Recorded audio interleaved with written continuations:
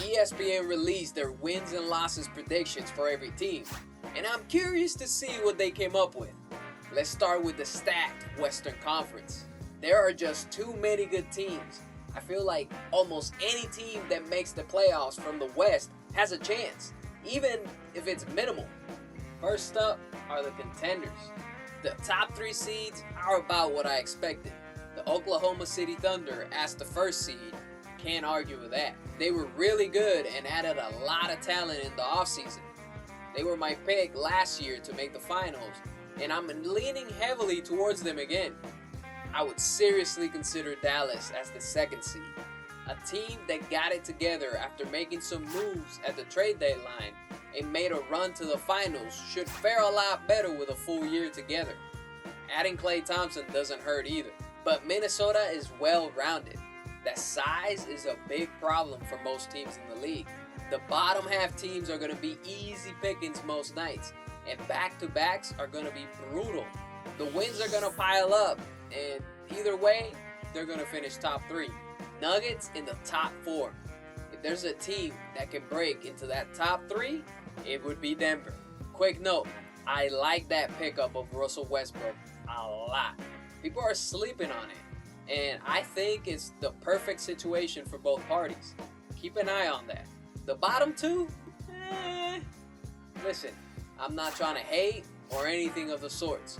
I'm just not sold on the Suns or the Kings. With the Suns, I'm just not buying into that big 3. Separately, all 3 of those guys are hoopers, buckets, but together, I just feel like they're way too similar.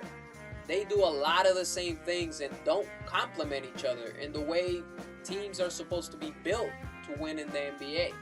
And as for the Kings, I like DeMar DeRozan leaving Chicago. It was about time.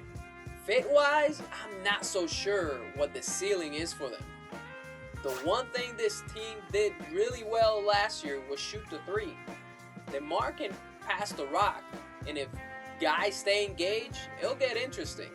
To me, this is a play-in team. We are moving on to the play-in group. New Orleans at number 7. I like it. Then you got Golden State Warriors. Wait a minute. Someone's missing. Aw, snap. Alright, let's not get too distracted. Warriors at number 8. Interesting. Grizzlies and Rockets 9 and 10. I really want to say the Warriors will finish higher, but I'm not feeling this squad. Buddy Hield is a great addition, but to say he's going to change things is a stretch. I don't have high hopes. Not to count out Steph. I literally just made a video about him. But I feel like they will barely be a playing team, at most. Memphis should come back to relevance with Ja Morant back. Hopefully they can shake off the injuries. If that happens, I can easily see them taking over the Suns and Kings spot. The Rockets, however, might have too much going on, if that makes sense. The talent is definitely there, and they have the right coach for the job. But who is the best player on this team? Is it Green? Is it Şengün? Or will it be the number 3 draft pick, Reed Shepherd? This is a good problem to have, yet I can see a team with a more established pecking order taking the play-in spot from the Rockets. Talking about teams with a pecking order, wow, LeBron James and the Lakers missing the playoffs? I just don't see it happening, especially after they drafted Bronny. This would be a catastrophe. Laker fans will be out for blood. They making the play-in, at minimum. The Clippers, I don't like their chances. PG's gone, and Kawhi's probably going to miss some time at some point. So you're betting on James Harden to go back to his Houston days. I don't like those odds. I think they got it right with this one.